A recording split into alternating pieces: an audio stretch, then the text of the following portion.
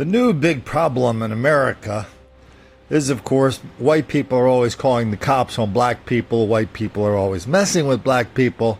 And that is why black people commit so much crime. That is why black criminality and violence is so wildly out of proportion. The latest example of this white racism so wildly out of proportion happened. There were two mass shootings in one night. One in Philly, one in Washington. This happened just the other night. Why don't we take a look at those so we can have a little reminder of what the problem is. Then, at the end, because you guys are always screaming for it, I'm going to give you a solution from the Washington Post. Breaking news here. Action News has learned one of the children wounded in a wild shootout in North Philadelphia has died. 5 people in all were injured, including 4 children. Action News reporter Jeannette Reyes is live at St. Christopher's Hospital for Children, the scene of such anguish for so many families. Jeannette. That's right, Matt. Just a couple of hours ago, we could hear the family members and friends just sobbing and crying. We are at a distance, but it was loud enough that we could hear them as they got the news. As you mentioned, 5 people shot, 4 of them between the ages of 11 and 14, and police saying the gunman, one of them, could be as young as 15 years old. Take a look at the video here from overnight of the scene. Police responded just before midnight along the 2100 block of North 4th Street for reports of 2 people shot. As soon as they arrived on scene, they found 4 victims. A 14-year-old with a gunshot wound to the head. He was taken to Hahnemann Hospital, St. Christopher's, in critical condition. He later died. Now, another 14-year-old and a 15-year-old were both shot in the legs, and a 24-year-old was also shot in the leg. Now, the boys were taken to St. Christopher's, the man to Temple. All are in stable condition. Police later learned that an 11-year-old was shot in the leg, and he was taken to Hahnemann. He is also in stable condition this morning. Now, back at the scene, the road was just littered with shell casings, as many as 20 of them. Nearby cars were also sprayed with bullets. Take a listen. We're not certain which of the 5 victims at this time were the target. We believe all 5 victims were outside on the sidewalk in the 2100 block of 4th Street. But which, if any of them, were intended targets, or which, if any, were struck by stray gunfire, unknown at this time. Now, in the overnight hours, we understand that police were actually in contact with one of the gunman's parents, the one who's possibly just 15 years old. We understand that they also might have some surveillance camera footage that could give them some much needed leads in this case. But at this point, they believe 2 gunmen are on the run. An investigation is underway, and a 14-year-old boy is now dead after being shot in the leg. Police don't know at this point whether he or any of the boys were the intended targets. We begin with breaking news. A 10-year-old girl is dead following the shooting of 4 people in Northeast D.C. tonight. Police are now looking for a group of masked men who opened fire near a park in the 300 block of 53rd Street around 8 p.m. Fox 5's Evan Lambert is live on the scene tonight with the breaking details. Evan?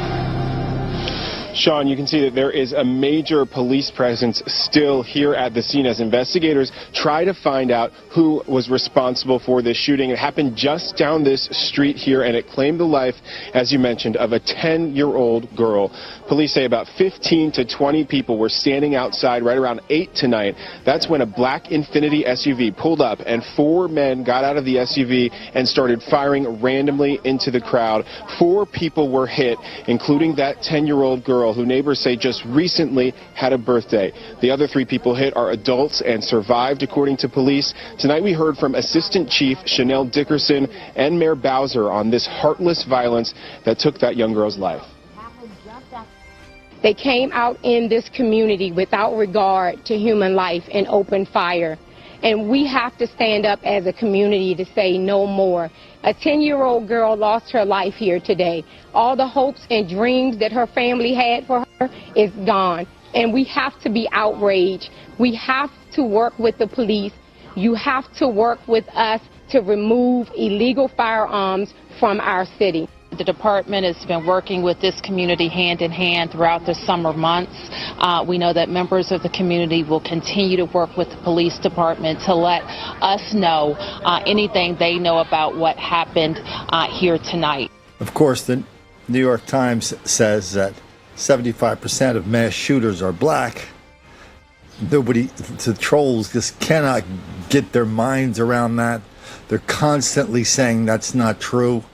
So we constantly have to come in and go, yeah, we had another mass shooting the other night involving a bunch of black people. Some people died, some people got shot.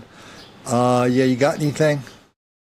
Yeah, Colin, in 1492, Columbus sailed the ocean blue. And besides, Colin, you never have solutions. Oh, I've got a solution for you. It's right here. It's from Washington, D.C. We just saw a story from Washington, D.C., right? So when we see a story, somebody from the Washington Post or a story in the Post, we're kind of inclined to think, well, this is a big, international story with really big international players contributing to the Post. But really, the Post exists on two levels. It exists on that level, but it exists on another level just as a hometown newspaper where black criminality and violence in Washington is just as bad as anywhere in America, and largely because the people who run Washington are convinced that black people are relentless victims of relentless white racism all the time, everywhere. That explains everything. You think I'm making this up? Why don't we listen to the editor, one of the editors of the Washington Post? She was talking to I was going to use an obscenity, a person used to have a radio show in Philadelphia named Michael Smerconish. She offered up her solution.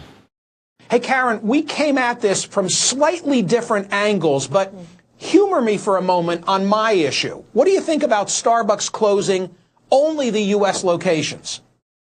Yeah, that's a really interesting point that you bring up. Starbucks is an international brand, and one thing that is also international is anti-blackness and is racial bias. So it'd be very interesting to figure out, does this happen in its locations in Europe, in airports?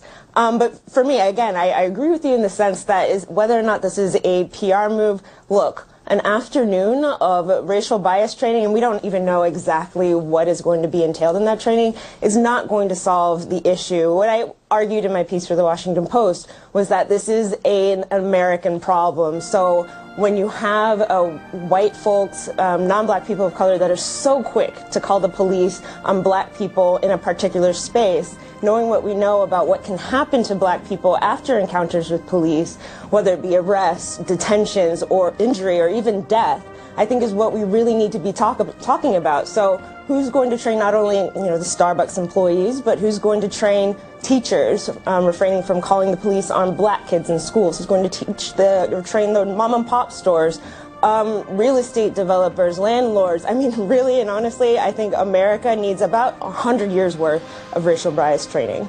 So how'd you like that? 100 years of bias training for white people. Is that going to be enough? I forget when it was, but it was, it was good 15, 20 years ago. They were doing an affirmative action case at the Supreme Court, and Sandra Day O'Connor, one of these conservatives that turned liberal on the court, she filed a dissent. She filed an opinion that said, "Listen, I don't like identity politics. I don't like affirmative action. I don't like making decisions one way or the other based on race. But we're going to need another 25 years of this before we can get rid of affirmative action." Dan, that means we're still, after we get rid of Sandra Day O'Connor's affirmative action, we're still going to have a good 50 years left for this bias training that all white people have to go through, because we're always messing with black people, always forcing them to do this crazy crap, always putting them in prison for no reason whatsoever. Had a guy this morning go, "Colin, you ought to put the links to your stories, because, if we put the links to your stories and we showed them to the trolls, that way they would believe you." Yeah, okay, good idea, you do it. And then come back and let us know how much of a difference that made. Jesse Lee Peterson takes these stories out in the street and he says, "What do you think of this black on white violence?" And the response he gets 100% of the time, 100%, is that white people do it too. You think that's going to change? And we're not going to change the trolls. We are going to change the people in the middle who are just kind of like living in a little bit of a daze, don't really know how prevalent this ridiculous level of violence denial is. Now we see it on Now we see it on CNN with the editor of the Washington Post. That's pretty much runs the gamut there, doesn't it? Pretty much runs the gamut of all the different ways you could have an interview whose goal is not to make the black kids angry.